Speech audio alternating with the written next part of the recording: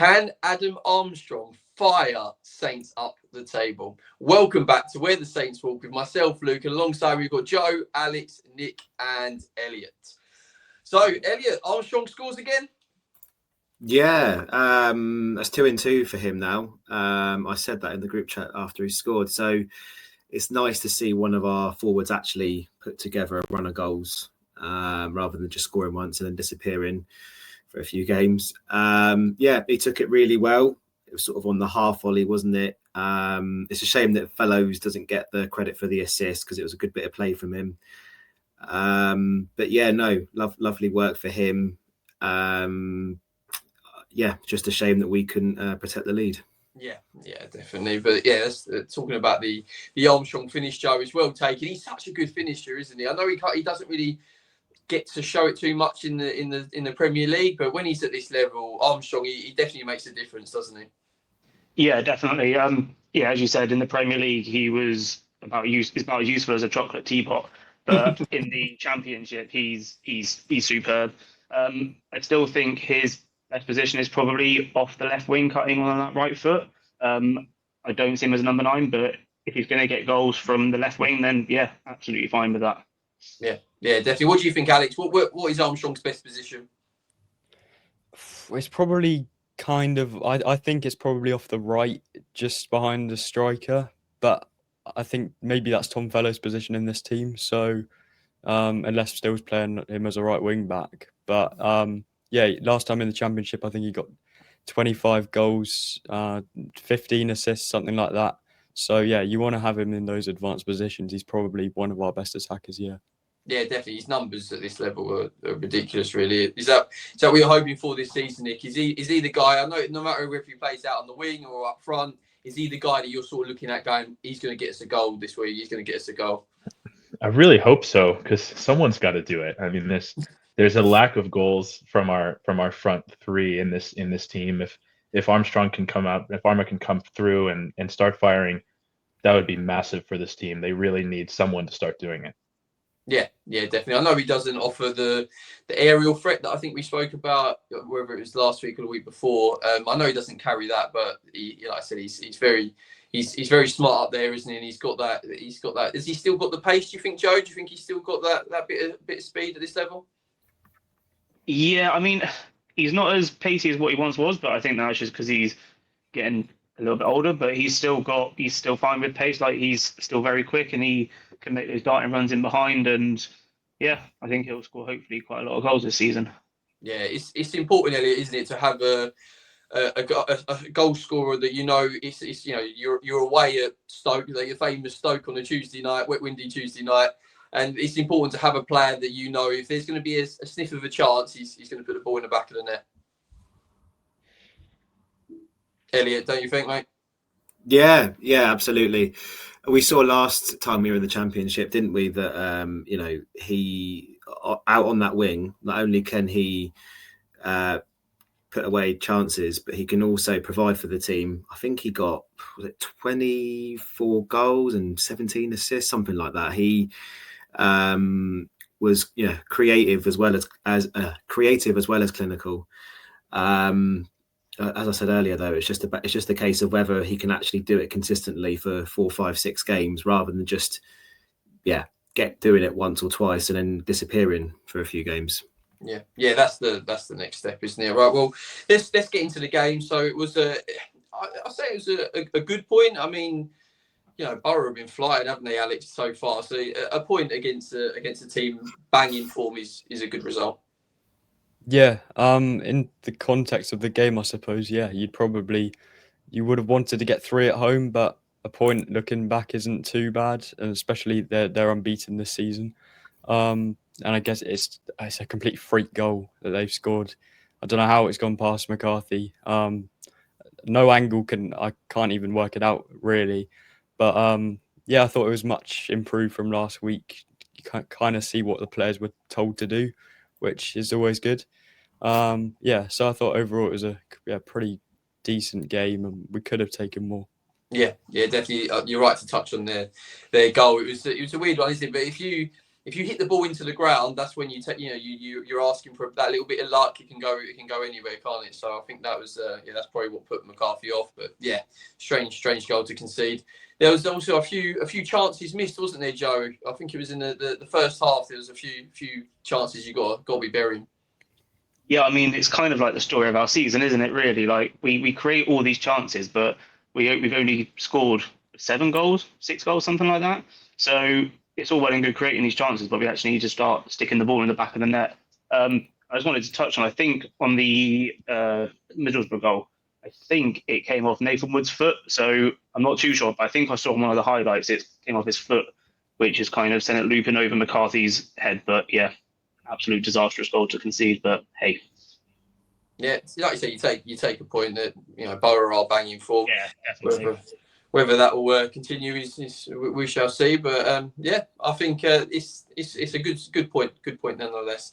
Something I did also notice with the game, and something I want to sort of touch on, is Will Steele. He seems to like adapting the formation, the tactics, doesn't he, Nick? Yeah, I mean, I admit we have Will Still as our manager, so I'll make a Football Manager joke. Football Manager introduces in possession, out of possession formations, and all of a sudden, Saints are doing hybrid in possession, out of formation, or out of possession formations. But it worked really well. I mean, I think if Saints had taken a couple of more chances, we could have won this game quite easily, and people would be talking about how we took 3 points against an undefeated side. So I was happy with the adjustments. I thought Saints were really good against Middlesbrough. I thought they were really good against Liverpool. Hopefully they can continue this momentum going forward. Yeah, that's a good point as well, Nick, about the Liverpool game. That was, I think the Saints held themselves in good stead. They didn't get outplayed by any means. I mean, it's horrible when you concede so quickly after scoring, but no, you held your own against arguably the best team in the country. Right, Elliot. So we're talking about Will Steele. We're talking about how he likes to adapt, and is that important for a manager, not just in the Championship, but obviously across the board?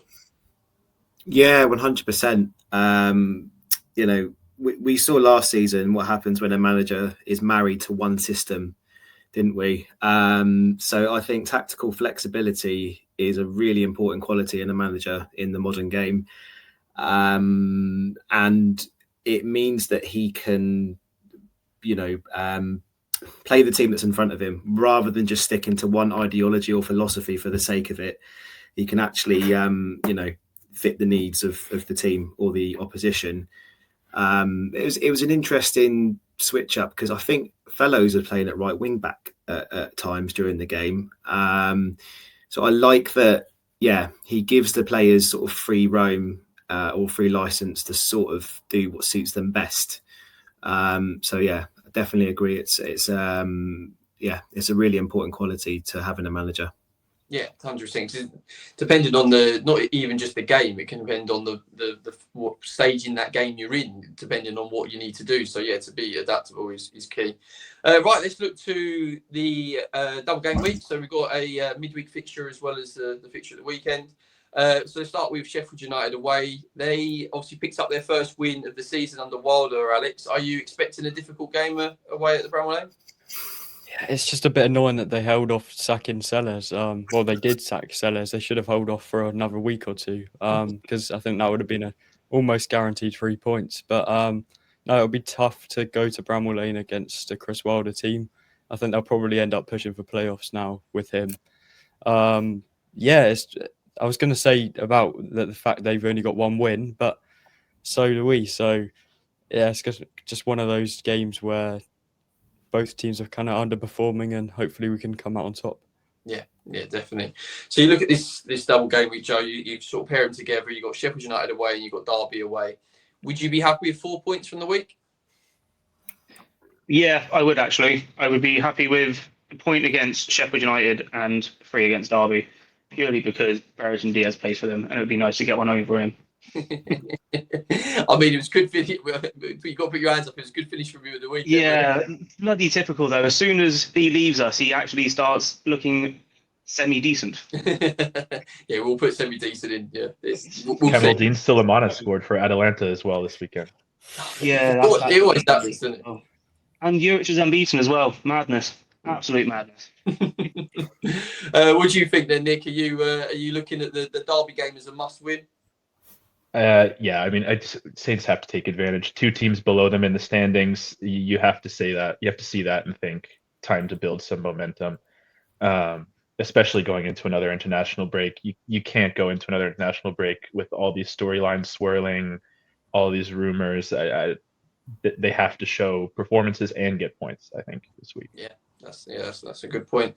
What do you think, Elliot? Do you think Saints have got the squad depth for 2 games? Because it gets relentless, doesn't it, in the Championship? Yeah, well, we should do. I actually think if Will still could have had his way, he might have let 1 or 2 more players go before the transfer window shut. I think we've got the squad depth. It's just whether we've got the players in form to rotate effectively. I never thought I'd be saying this before the start of the season, but it looks like the 2 relegation 6-pointers, doesn't it? Derby and Sheffield United, as Nick said, they're both below us. It could be 2 really scrappy, horrible games. But yeah, no, going back to your question, it's not the depth I'm worried about. It's just the quality of the players and whether they're in form. That's why, half the squad was dropped after the Liverpool game, because actually some players put their hands up and worked their way into the team. So I just hope that the players who will come in can actually, fight for their place. Yeah, let's have a word on that actually, Joe. But Elliot made a good point where it shows that if you put in performances, whether it's in the League Cup, wherever it is, will play you. And I think that's important in a long Championship season because the whole squad is needed. Yeah, definitely. I mean, under Martin, he very much had his favourites, and week in, week out, you'd see the same names on the team sheet, even if they weren't really performing. So it's actually really nice to see if you're underperforming, like a few of our players have been, they'll be dropped, and players will come in that have earned that place. Yeah, definitely. Right, we are now moved on to a new segment of the show. So we're going to do, it's called the A to Z. So you might have seen this elsewhere. So what it is we're going to go through the alphabet. We're going to do a letter each week, and you're going to do association to the Saints. So the first letter is obviously A. So whether it's a player, manager, whatever it is, anything related to Saints, and give us your reason why. So we're going to do 2. We're going to take 2 suggestions each week, and go from there. So see what we can find out. So we'll go start with the like I said, the letter A, and we'll go to you, Alex. What's your letter A for Saints? Yeah, the first thing that popped to my head was Ali Dia, and I'm not going to go with that. I'm going to go for academy. I think it's kind of the cornerstone of our club is producing players. I mean, this season it's Jay Robinson, it was Tyler Diblin before. There was a bit of a patch before that of no one, but yeah, you go back to Gareth Bale, Laetitia. It's so many beyond my age, really. Yeah, it's just one of those things where it's always there, and you want it. It's kind of nice to be defined by having players who are one of your own. And I was actually at the academy today, and just the levels of like 10, 11-year-olds who are better than me now. And yeah, it's really good to have a kind of something that means something for the club. Yeah, it's so important, and I think it's definitely in Saints culture. I mean, 2 players that always I spring to mind is Theo Walcott and Oxlade-Chamberlain. I think they're 2 players that I always think they came through. And like you say, Gareth Bale. The list goes on. Ward-Prowse, etc. So yeah, the list goes on, but I think it's very, very important academy in every team. What about you, Elliot? What's your letter A? For me, I would throw Adam Lallana into the hat. I know he left in less than favourable circumstances, but he was a servant to the club when he was with us. I'm just looking at the stats now, for 94 goals and assists in 280 games. So, when was the last time we had a player quite like him?